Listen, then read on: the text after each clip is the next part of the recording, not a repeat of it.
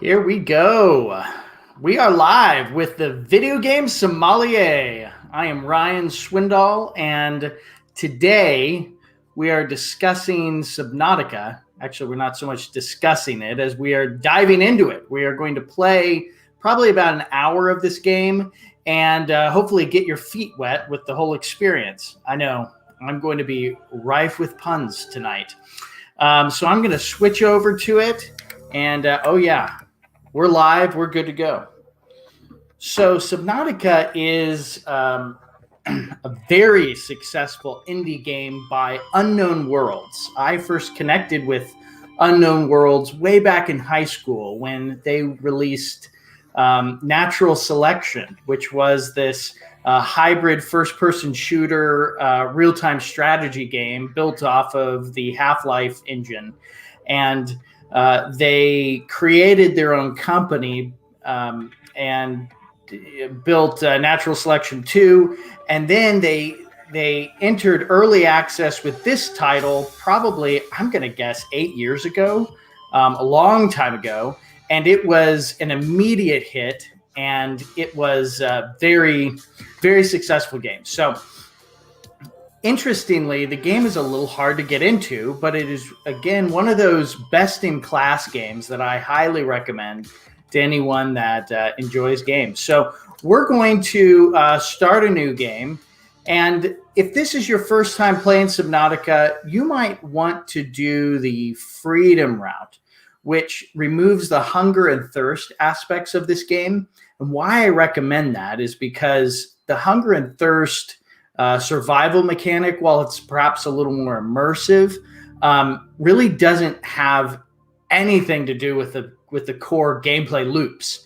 The stuff you're doing in the game, exploring deeper and deeper into the ocean of this alien world, has a lot to do with your oxygen intake and the resources you have available and that you've discovered, but not so much to do with your hunger and thirst. Those things tend to be distractions. And Jimmy and Justin have both commented that they've started they started on survival and then they switched over to freedom because it made the game that much more enjoyable, not having to worry about things that weren't essential to the experience. So I'm going to begin a new freedom game, and we're going to watch this opening cutscene and get started.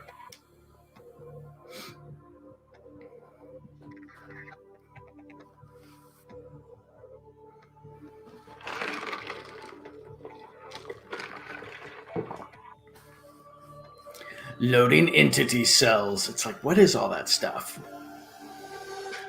Here we go.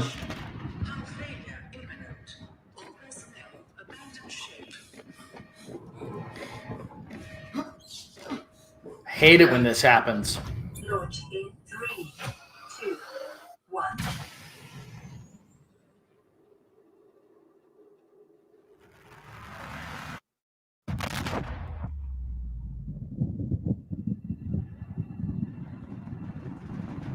Uh-oh. First sign that things are bad.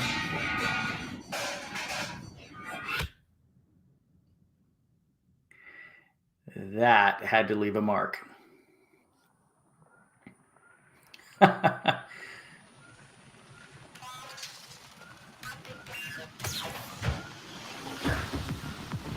And we're in. The game begins now.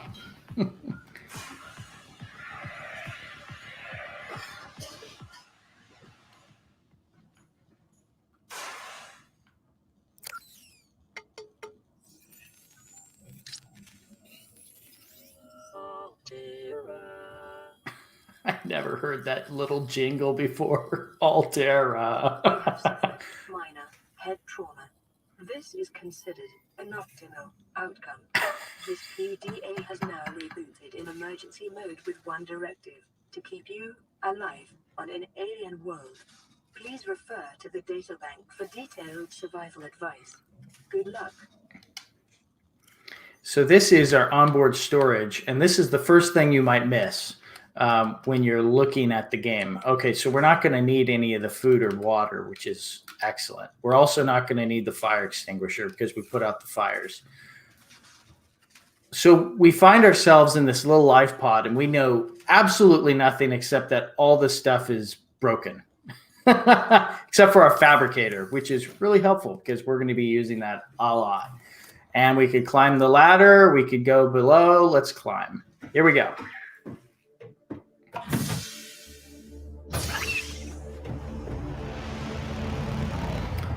Oh, yeah.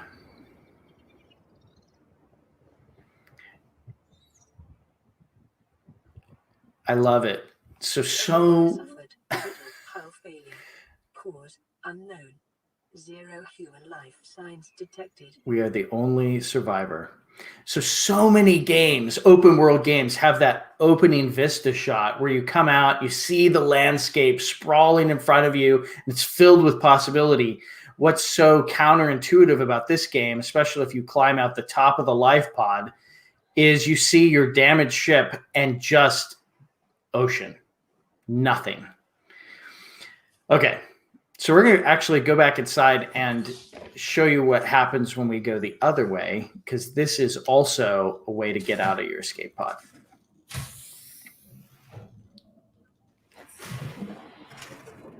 And here you go.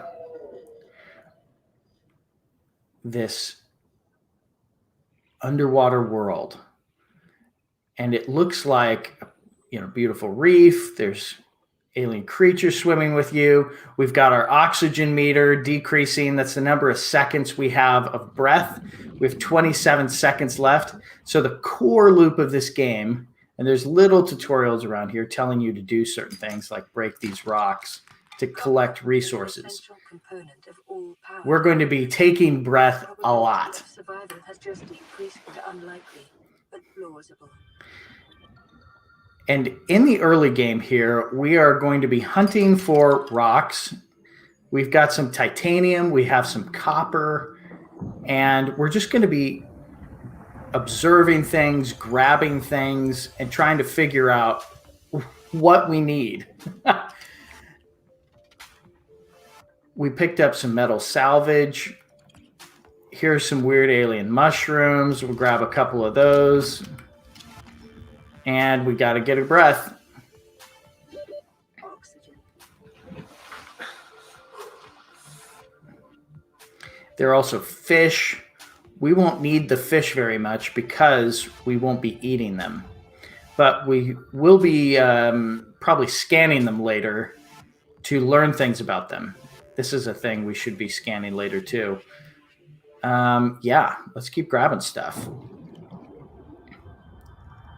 There seems to be hull wreckage from the crashed ship laying around everywhere. Oxygen. So helpfully our life pod's at the surface and it's very easy to find even at a distance, but there's a marker that's always telling us our distance to it. So we're going to jump back inside and take a look at some of the stuff we've gathered. Couple rocks, couple acid mushrooms, and then this metal salvage. And so the fabricator here gives us our first sign of what to do with this stuff. Okay, we could transform these materials into other things.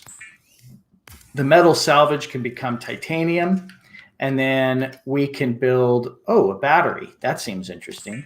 So we're creating stuff. And here's an oxygen tank. That seems important. And a scanner. Perfect. We already have the most basic, the basic things that we need. We've got a little bit of titanium left, some acid mushrooms, and we're going to assign the scanner. Oh, it's already assigned to our hotbar down here. And this is so handy. So let's go see what we can do with this thing. Swimming down. And where did that wreck go? We had seen it a moment ago.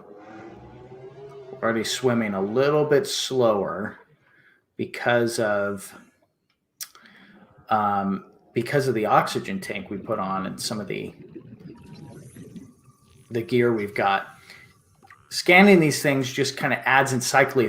encyclopedia entries to our database. Not so helpful, but there are some things like blueprints in the water that we're going to want to scan so that we can build new things. So let's look around for them.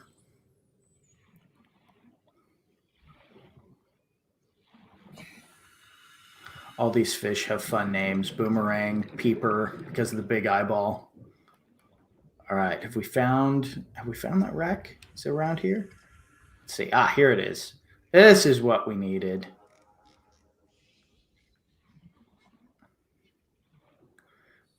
My boys, when they play this game with me, they're constantly holding their breath.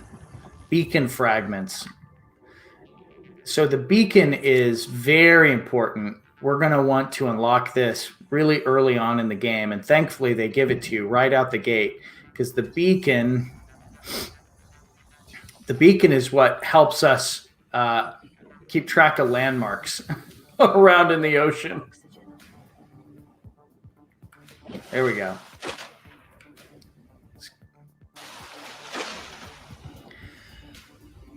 All right, let's keep collecting stuff, and pretty soon we're going to build our first kind of more advanced electronics. What we're trying to do at the beginning here is kind of unlock the tool set. That's really the early game of Subnautica.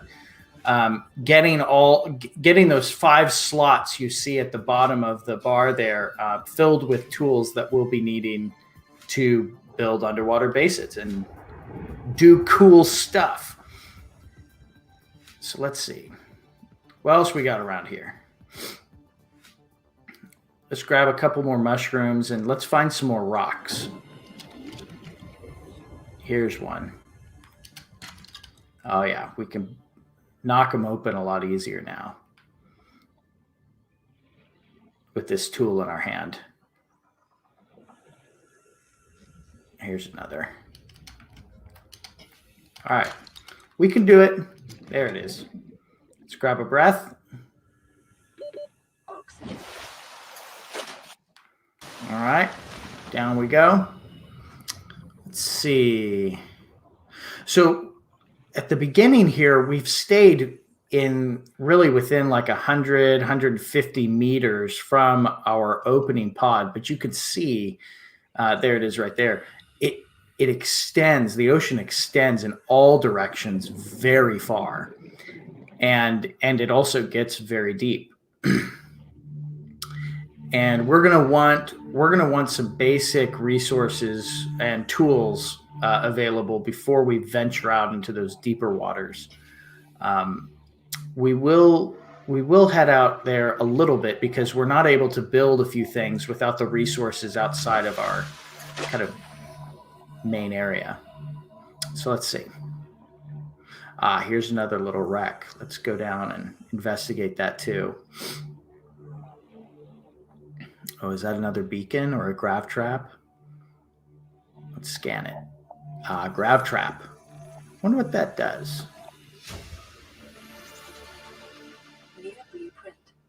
So here you see we're kind of collecting the bits and pieces of blueprints, which then can be used in the fabricator to build stuff.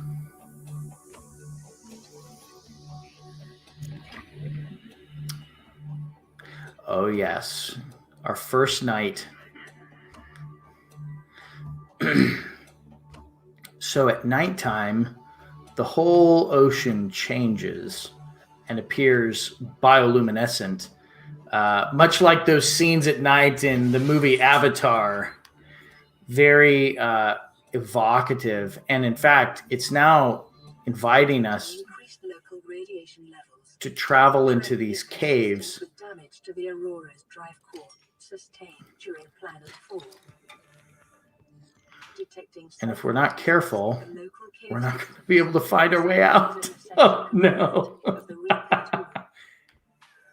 Be advised, a common complication for cave divers is loss of orientation, followed by eventual asphyxiation.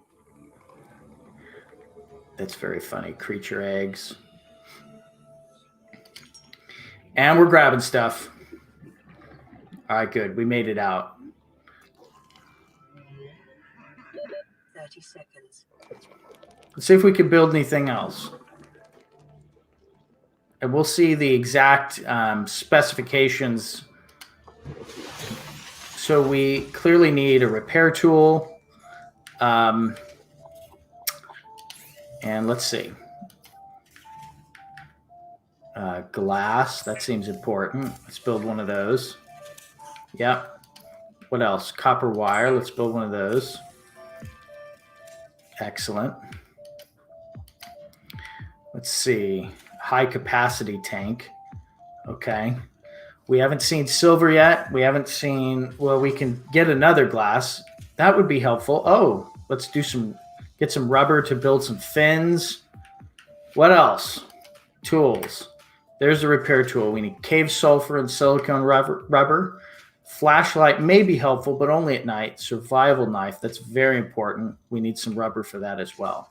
And lots of cave sulfur. Okay. And the habitat builder. That's kind of our first and most advanced piece of equipment. That requires a computer chip, a wiring kit, and those themselves require table coral, gold, silver. So we're not anywhere close to building that, but we're going to try and get there here within our first, I guess, 15 more minutes. Let's see if we can get there in that time. It's still night. Somebody's laughing at us. Let's see. Really, we're looking for rocks. And let's go in here and grab some more glass.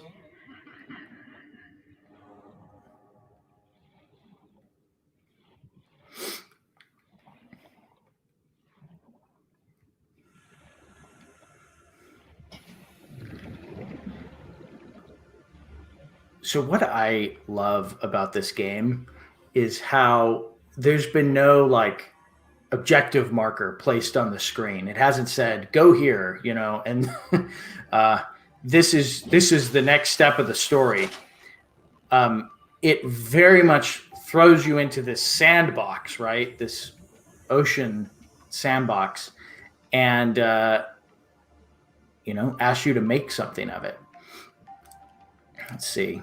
And we're carrying a lot, but we can get some more stuff. Let's venture into the next zone here.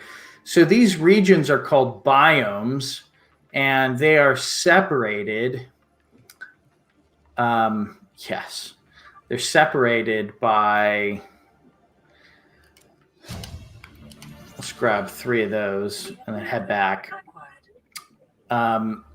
Like changes in lighting and depth, the kind of creatures that are there, the kind of resources that are available. And so that biome back there included those things called creep vines, and those clusters are very important to making stuff. Oxygen.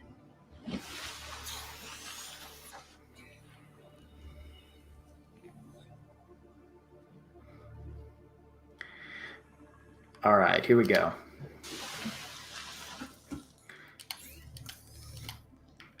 So let's build another glass. I know we needed that. We needed lots of silicone rubber, and thankfully we get 2 per creep vine seed. And we'll build a lubricant while we got that. Okay, let's take a look. Is essential in construction of vehicles and power plants. All right, we're 1 silver ore away from a high capacity tank. Oh, we can build the fins. Yes. The fabricator draws from available data to provide environment appropriate equipment using locally available materials. Survival knife. For your safety, So this important. setting cannot be overridden.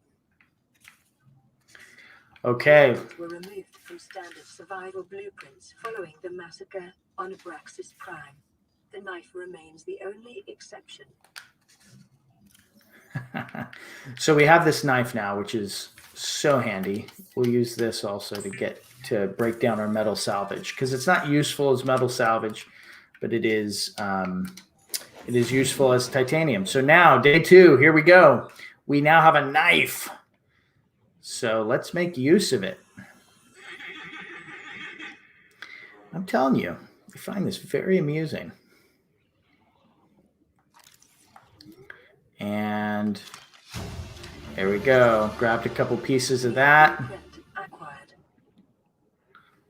Let's head back. And let's see what we can do with this. Oh, we still need the cave sulfur.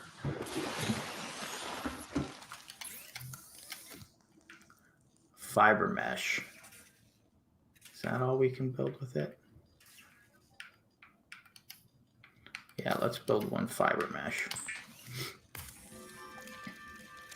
Excellent. Pathfinder tool. So there's lots of tools that can kind of help us find our way in the ocean. I generally use my own sense of direction for better or worse. So now we're going down here. We're going to explore some of these nearby caves because we need to get some cave sulfur. And as the name suggests, we should be able to find it in a cave. So let's take a look.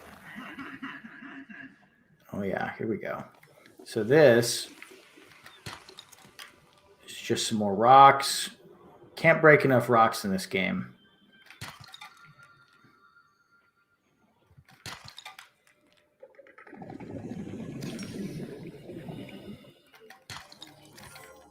Ah, a piece of gold. That's good. Some lead. Helpful.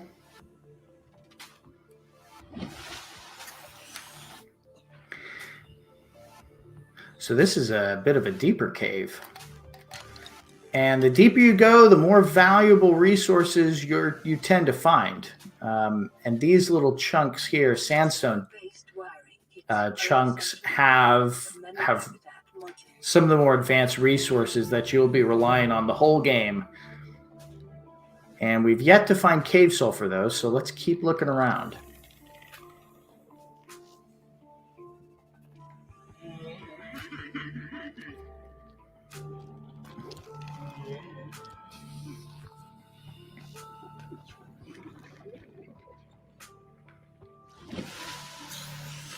All right.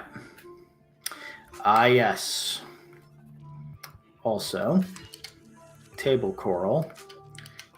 The knife can be used to take certain resources. And, I mean, some of this stuff is trial and error. I figured out what you can and can't slice. The table coral, however, is important for building those computer chips. And so we'll grab a few pieces of that. We almost have everything we need to build all the main tools, which is excellent. Because at that point, the game really opens up and we can start building our first underwater base. Let's see. We're still looking for... Oh, yeah, we're almost out of room. Oh, hear that? Oh, look at that guy. Ouch. Our first damage. And where did he come from? Oh, right here. There's your cave sulfur. So a lot of people can't find the cave sulfur, in part because they see those guys and they run as fast as they can to get away from them because they do damage. Thankfully, our life pod, once we're able to repair it, comes with a first aid kit dispenser, which will help us recover some of our life. So let's jump in here. Okay, we've got one cave sulfur, and oh yeah, we can make all kinds of good stuff. Let's make a computer chip. Let's make a wiring kit.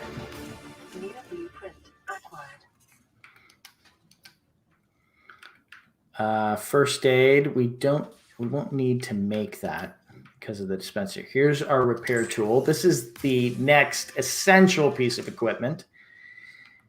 And what other tools? We are going to need the habitat builder, which I think we're real close. We just need a battery. In fact, we made it. Yep, we can make a battery. All right. So just by scouring some of these essential ingredients around our starting area, we have created the kind of set of tools that we'll be using the rest of the game. And again, there's been no tutorial to teach us how to do any of this stuff. The game has really asked us to do it all ourselves. So here, we can repair this with the repair tool. And we're back. There's the first aid kit. We'll use that. And now this is our communications device. When we repair this, it has messages for us. So you might think of audio logs in most games. So we're playing the message. Distress signal received. Rescue operation will be dispatched to your location in 9. This game is so funny. Hours. Continue to monitor for emergency transmissions from other life pods. Okay, here's our habitat builder. And this is the fourth tool. And when we open this up, you can see we can build compartments. It's like, wait, what are these? Foundation, as you can imagine, is the first step. And from there, you can actually build compartments on top. We can power it. We can build ladders between regions. We can build new fabricators, radios, medical kit, fabricators, wall lockers, and the locker. We're going to be making lots of use of lockers. And even an aquarium to store fish. And a sign. So let's go build a base. Woohoo! All right, here we go. That little icon there tells us we got a new radio message, which you can feel free to ignore. The question is where, though? Where should we build this base? And our only orientation here, aside from our life pod, is the giant wreck of the Aurora on the horizon. We could build closer to that base, but I'm not going to do that. I'm just going to head. I'm just going to head a little bit, kind of perpendicular to that wreck, into this area over here. Lots of resources around here that we might want. I'd like to build between a few different areas so that it can be easy for us to grab resources from several biomes at once. So here we've got this red trail of grass. There's another biome. Here's these creep vines. That's helpful. Those are the safe shallows back there where our original base is. We're going to still be using that fabricator until we're able to build a new one. So let's go ahead and build our first base, perhaps down here at the seafloor. Short-range scans suggest this biome supports extensive biodiversity and connects to a number of small cave networks. So we're going to lay a foundation. Let's go ahead and just drop it right here. This took 2 lead and 2 titanium, which thankfully we had already scavenged from the caves. But we'll need more to build more foundations to keep our base stable, because the more components we put on this, the weaker the base becomes, and it can take on water, and we don't want that to happen. So 30 seconds. Let's begin with just kind of your standard tube. Perfect. I'm going to go take a breath. We'll keep it up. We need to build that high capacity oxygen tank too.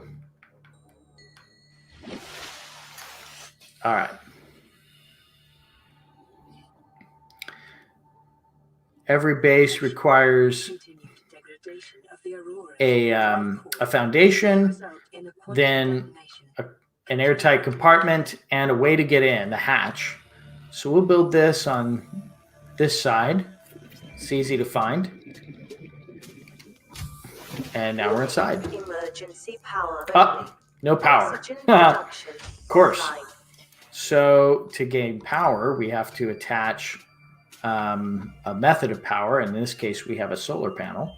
So let's go ahead and just attach this right here to the side of the base. 30 seconds. And we have power. And now Welcome aboard. we can fill with oxygen in the middle of the ocean, which is so helpful.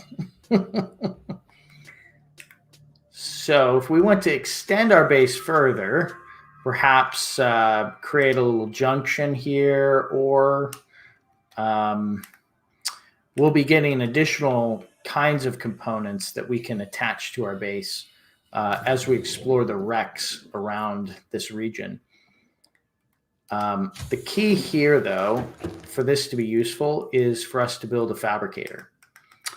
That way, we don't have to go all the way back to our original area. We need a bit of gold to do this. So I'm going to go ahead and attach a fabricator to the wall right by the opening. So it's going to be easy for us to access it later. Thankfully, you can build partially, which actually can free up a little bit of our inventory. Performing a self-scan is advised. And let's see. Let's see if we can find a little bit more of those sandstone chunks. Oh, interesting creatures. Salt, we won't need that. Here we go. Gold, that's exactly what we needed.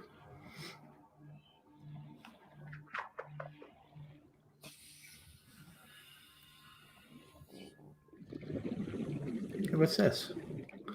Ooh, very important. Bioreactor. 30 seconds. Scan that. Lots of ways to power your base, and one of them is by actually throwing fish in it. And now we can finish this. Ta-da! Now we don't have to go back to our original life pod to build things. And from here, the game, I think we should get a little bit larger of an oxygen tank. That'll kind of open up how long we can stay underwater, because it can be a little annoying to have to come to the surface all the time. Thankfully, we're by a lot of resources here, and it shouldn't be too hard to explore. I guess we got all the resources from up. There you go. Almost all the resources. And we still need to finish that beacon blueprint, which is, I put it in kind of the core set of tools you need to get around the ocean. Ooh, it's our favorite little fish. Our explodey fish. More cave sulfur, that's handy. Let's grab this copper chunk. And it's night. Because you'll notice our base is down here, but how will we find it if we wander far from it? All right. Everything runs on batteries, and right now our habitat builder is 90% charged, scanner at 95, repair tool at 92. And the next big thing that we need to make is a sea glide, but we don't yet know how. So let's keep exploring. Again, we're looking for wrecks of things, and if we go back and play that radio message, we may actually get some tips to other life pods that have crashed in the ocean. And we're not expecting to find anyone alive because 0 life signs detected, but we may be able to gain access to blueprints that other pods were carrying.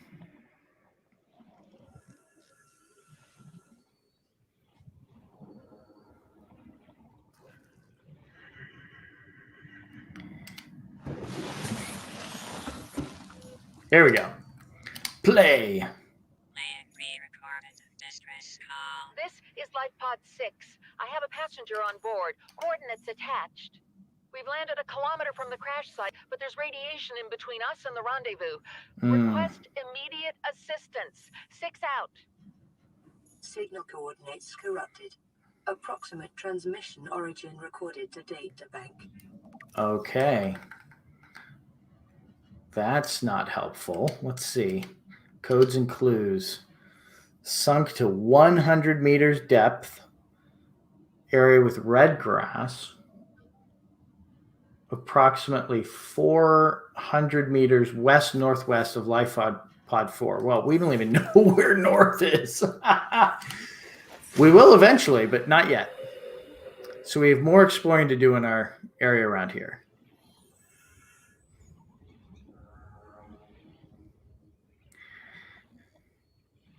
Let's see what's down here. Oh, we got another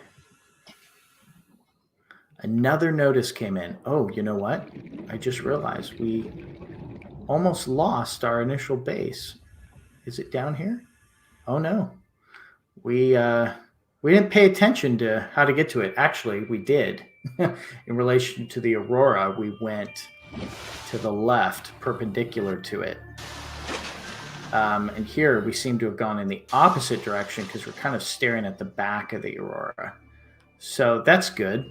Once we can see better, we should be able to find some more parts and pieces to scan. Life on this planet grows in unusual Metal salvage. and diverse ecological biomes. Further study recommended. Now, I'm not scanning everything because it just isn't necessary for our blueprints. But what we will scan are kind of pieces of technology that sit around these wrecks.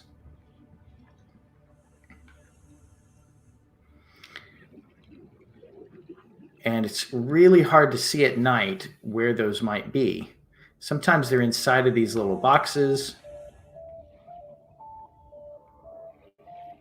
But there doesn't appear to be any around here. Too bad. Up there it is. Swivel chair. Ha! Oxygen. We better go up and get a breath. New blueprint acquired. And we're down. Okay, let's see.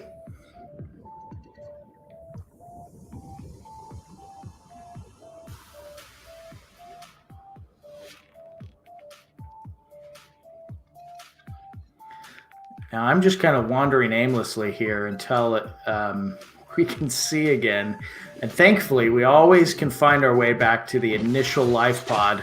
And that provides a kind of origin point for all of our wanderings. Generally speaking, north, south, east, west, all branches off from that initial life pod, which kind of lies in the middle of it all. Oh, there you go, Sea Glide. That's what we need, folks. One more piece of that. And we're going to be scooting around. So let's keep looking.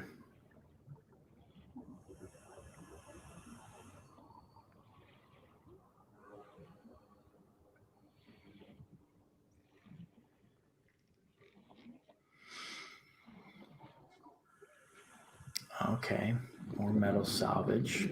Grab that.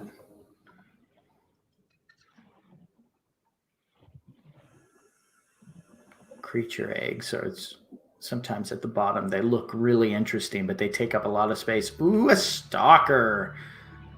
Those guys are fun. Nice little nibble. 30 seconds. All right. Let's dive into these caves and maybe we'll get a few more resources that we need.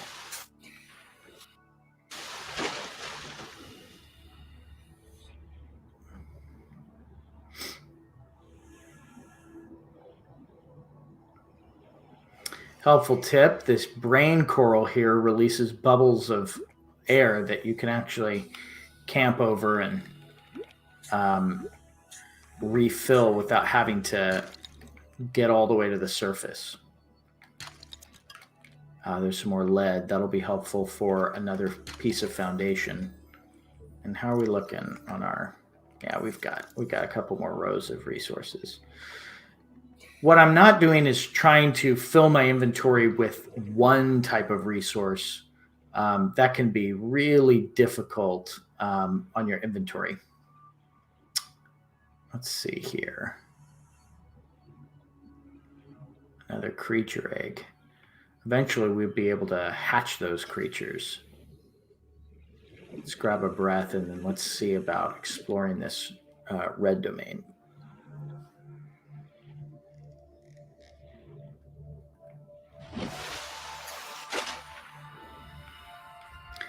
A high capacity oxygen tank would be really helpful for us right now. So I might head back to build that because I think we have the silver ore we were missing before. And really what we're looking for again is wrecks like this up here. Lots of great blueprints are sitting inside of wrecks. Here's a laser cutter. Ooh. We got a little nibble.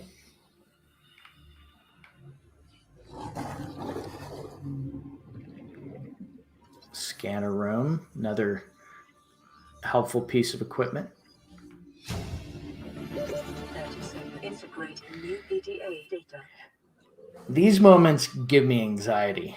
Trying to make it all the way to the surface when you're about 90 meters down. And oh no. I lingered too long. I appreciate my wife's encouragement to not die. Thank you, Autumn.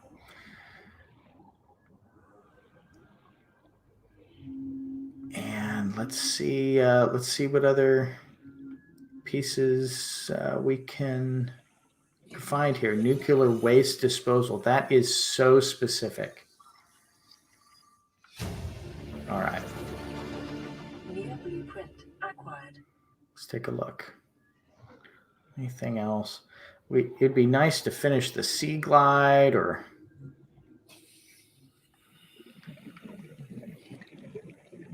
Hmm. 30 seconds. All right, back up we go. The 30-second window.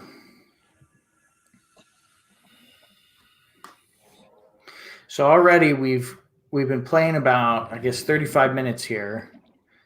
And we've got our core set of tools with the exception of one, which is the sea glide. Now, where did our... There it is. So we went a good half kilometer from our starting location, which is great. This game really rewards kind of heading out in a certain direction and diving in, seeing what you can find.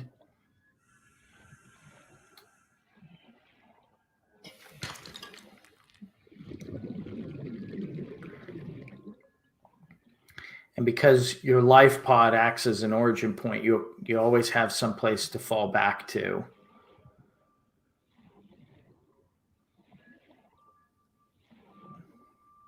I'd say it probably takes about an hour to gain all of the starting equipment if you know what you're looking for. 30 seconds.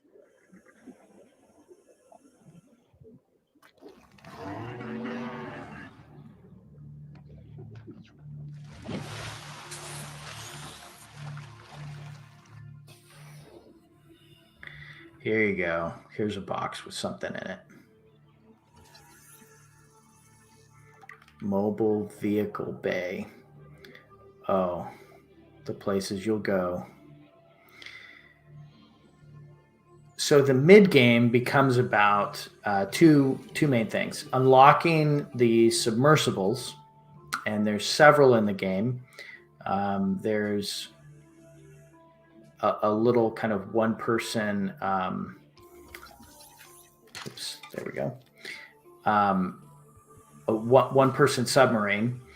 Then there are there's like a mech suit, and there is what's called the Cyclops, which is this enormous 40-foot submarine that is a pain to drive, but it's like a mobile base. It's totally rad. Warning. Local radiation readings suggest the Aurora's drag core has reached critical state. Quantum detonation will occur within 2 hours. Maybe we'll go ahead and build one of these titanium ingots. And we'll create another of these. And let's see, we needed the bigger. Oh, we need more titanium, but otherwise we'll be able to do it. Receiving pre-recorded distress call. Laying back. This is LifePod 3, uploading our coordinates. We're plugging some holes in our emergency sea glide, so if we're late for the rendezvous, don't panic. Also, don't go home without us. Seriously. 3 out. Signal location uploaded to PDA. Oh, yeah. That's where we need to go. So this actually gives us a signal to follow, which is really helpful. Now we've got the high capacity oxygen tank, which means we can hold our breath for 135 seconds. So good. Okay. Still need to get the beacon. All right. Well, they pretty much told us where to go. Where is it? There it is. LifePod 3. Now, where are we going in relation to the Aurora? Actually, we're going toward where we planted that base. We planted that over here. Yeah.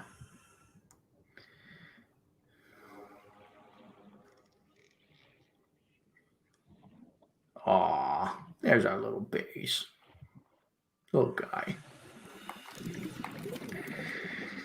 Let's improve it. Improve our hull integrity. Another foundation. Increase our base strength.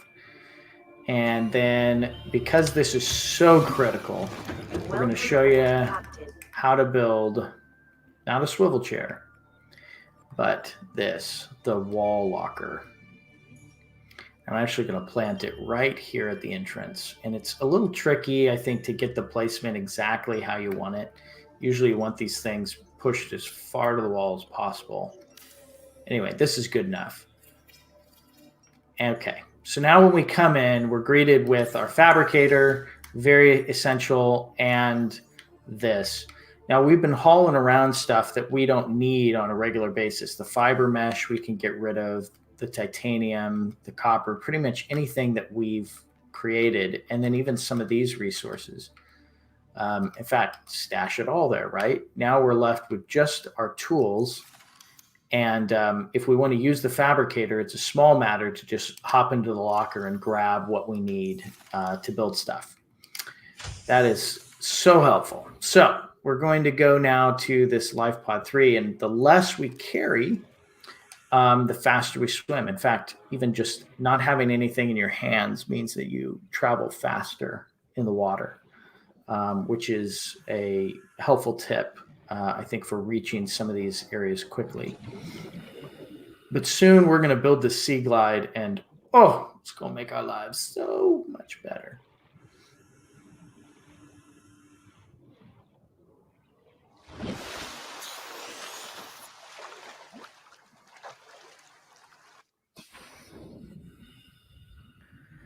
Okay, almost there.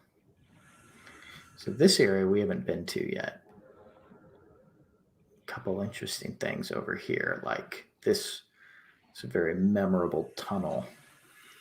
Lots of quartz, lots of limestone to crack for the copper and titanium resources that we need. Quartz is so helpful because you use quartz to make glass. And copper is needed because you'll use it to do copper wire, and there's like one other thing, like batteries. both of which are really essential in the early game. All right, and we continue.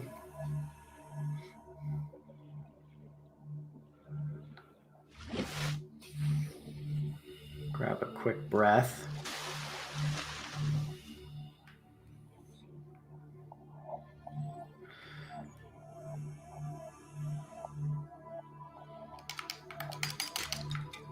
One more copper.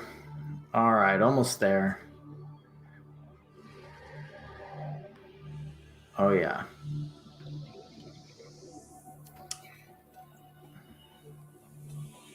So stalkers are real fun. That's these creatures here.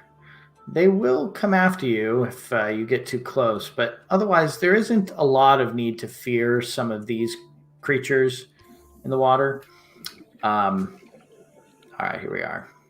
So these PDAs give you some story information, and these data boxes give you new recipes, like this compass. And you can never use the equipment in here. And then always check the surrounding area, because equipment like sea glides, mobile vehicle bay, fragments, lots of things that we might need are kind of usually scattered around the wrecks. Okay.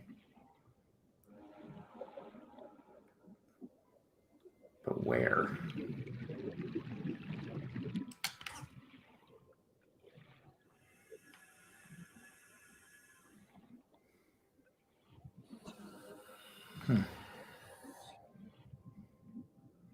Let's get a breath and then try again. Here we go.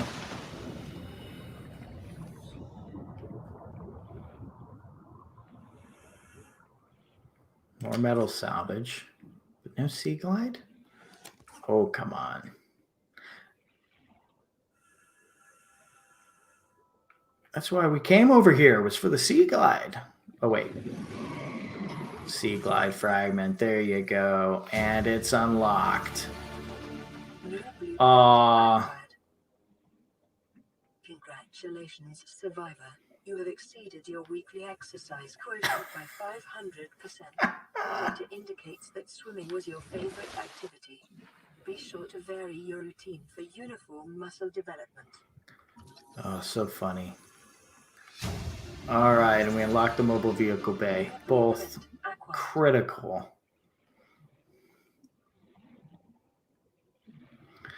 It's getting late. We'll come back. The sea glide is really the last tool of the early game. And there's probably even a way to unlock it without having to travel so far. But I was not exploring very thoroughly, just very quickly. Oh, yeah, there we go. Now we're moving faster.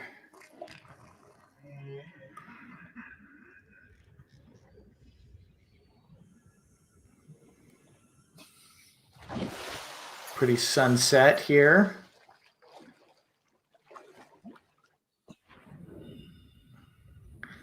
Far more interesting, I think, to swim to your locations as opposed to just hang out on the surface. Besides, you'll find a lot of things en route as well.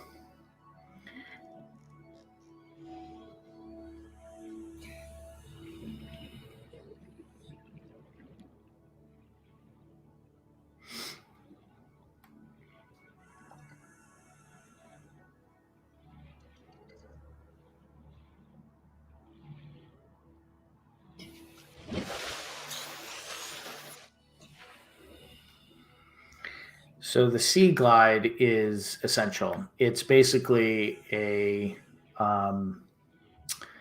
little fan unit that you use to travel quickly through the water, but it comes attached to a geography scanner that shows you kind of the topography around you, which is helpful in caves especially. And more critically than even that, a flashlight is built into the thing.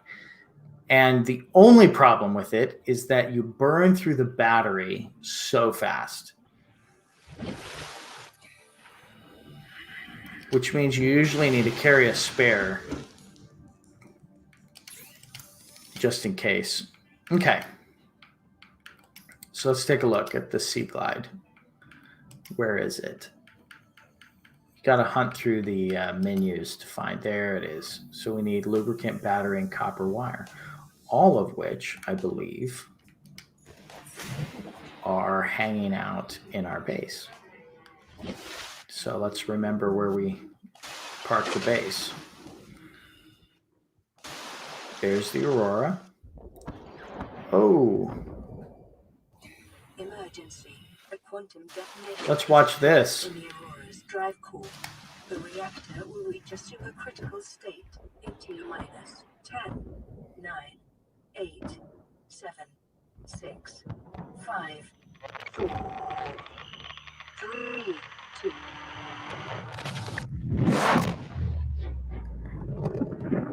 Kablooey.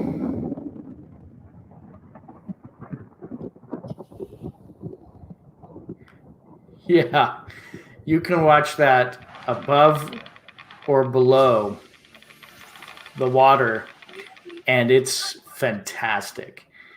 For your convenience, Everything in the ocean has moves. been added to your blueprint database. All right, great. So I believe our base is over here. Sure enough.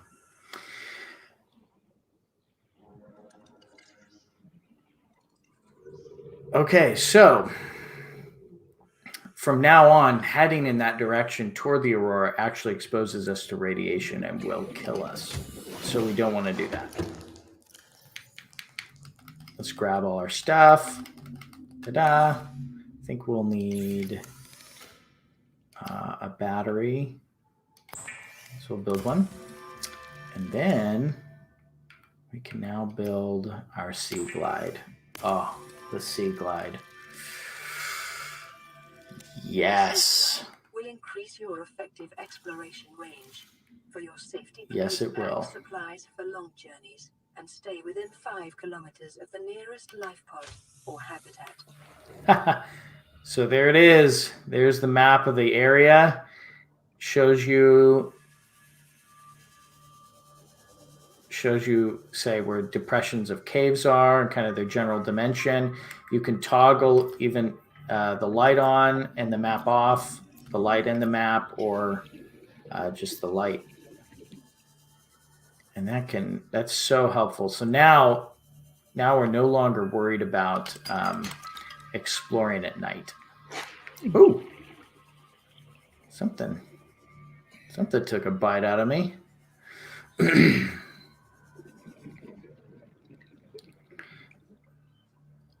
All right. Thankfully, we parked ourselves really close to a lot of helpful resources. So we'll jump in here. Welcome aboard, Captain. So we're already at power 95. I'll turn the light off just in case. Oh, and you see how much room the Sea Glide takes up. And unfortunately, you're never going to want to travel without the Sea Glide. It's just that important. So you kind of have to give up that room in your inventory from here on out.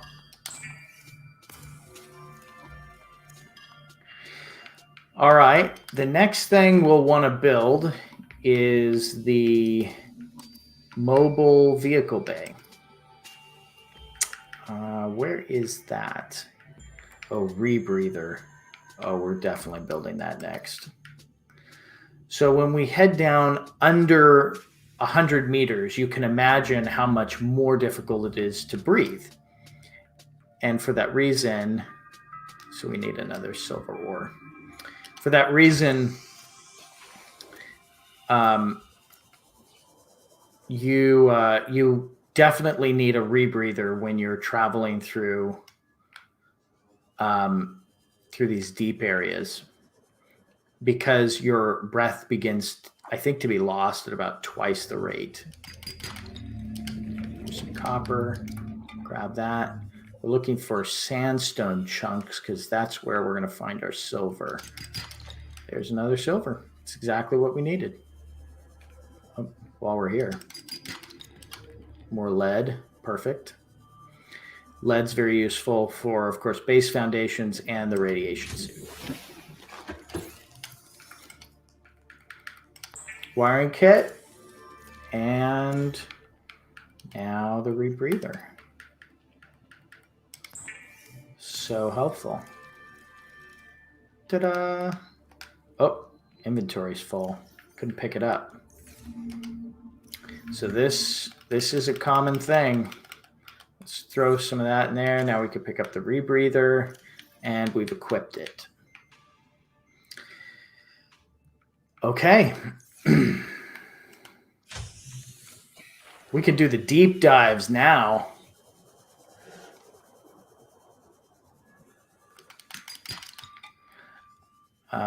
We'll do the mobile vehicle bay next. And to do that, we're just gonna wander around and grab a few more resources before. Ooh, look at that guy. Ah. Oh yeah.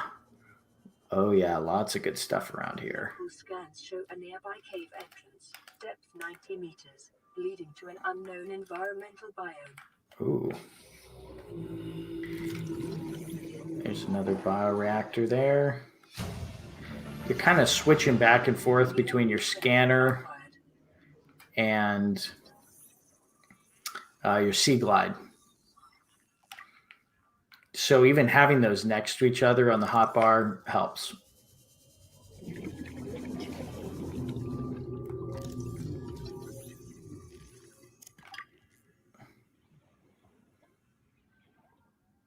See anything there? Nope. And we still have yet to unlock the beacon. That laser cutter can get us into these doors, which have that carbon scoring on the outside. And those generally are hiding additional blueprints or the more advanced blueprints of the game.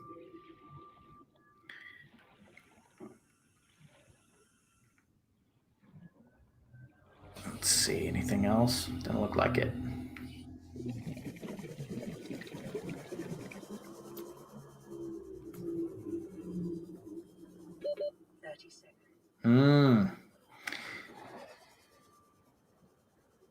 We don't have to be as worried about our lack of oxygen when we have this unit, as long as we're not too deep.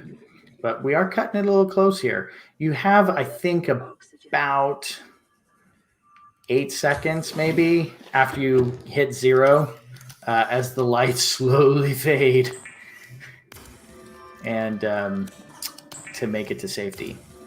So we'll build some glass, which we can use to extend our base. And we'll build an extra battery because we can never have too many of those. You especially want one on hand in case your Sea Glide runs out. And let's see, anything else to build here? We're building the mobile vehicle bay. It's really the next thing we want. That requires a power cell, which a power cell requires 2 batteries and some rubber. We've used all our rubber, so we'll need to make more of that. So yeah, we've gone an hour here, and we've completed the early game. The game kind of slows down depending on where your interest is. If you're wanting to extend your base, for example, multi-purpose rooms, you can find the ways to do that. You can build compartments that are based on glass, so you can look out. There are turns and multiple levels you can add, multiple entrances. There's these hull reinforcements you can add to the side to make sure it's not leaking. You can add additional power, which is very recommended. We'll get this one started. We'll need some quartz. There's probably some right around here.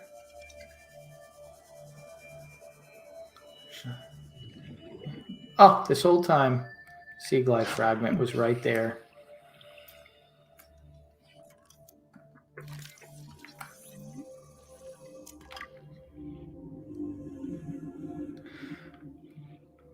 Oh yeah, grab some.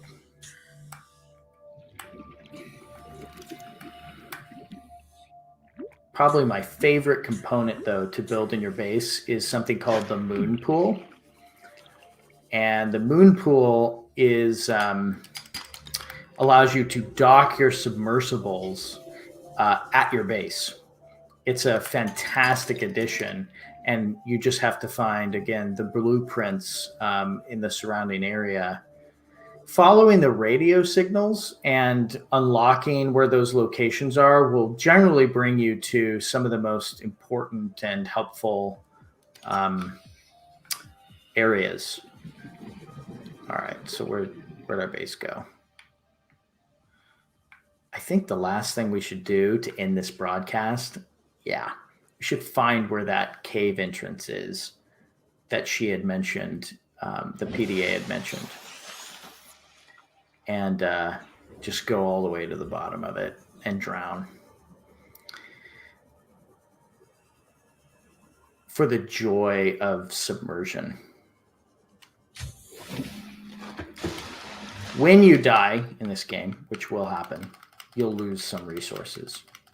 And really the last time you will have saved it is usually in a base. So we'll save it here. All right, here we go. We're going to do this. See if we can use this map to find where that cave entrance is.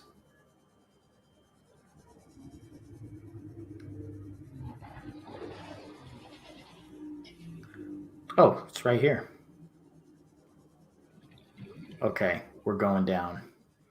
Oh yeah, and here is lithium. There's great resources down in these areas. It's not for the faint of heart, though. Oh, some thermal vents. You can actually create a thermal reactor that is powered by those vents. And then, oh yeah, all kinds of fun creatures hanging out in the caves down here. Support unique, possibly predatory life. Yes, possibly. Detecting an artificial structure somewhere in the region.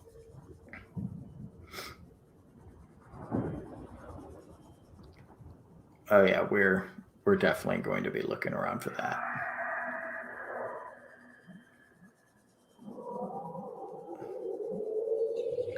So already we have wandered far enough from the entrance that it will be difficult to find our way out again without this sea glide map or really any other clues.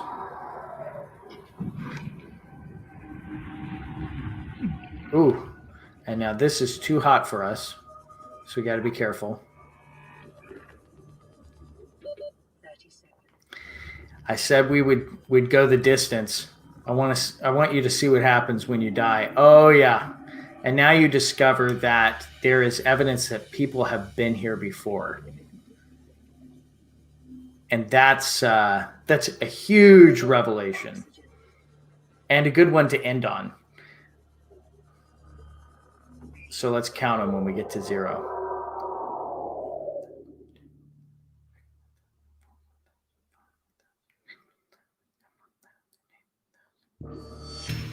8 seconds.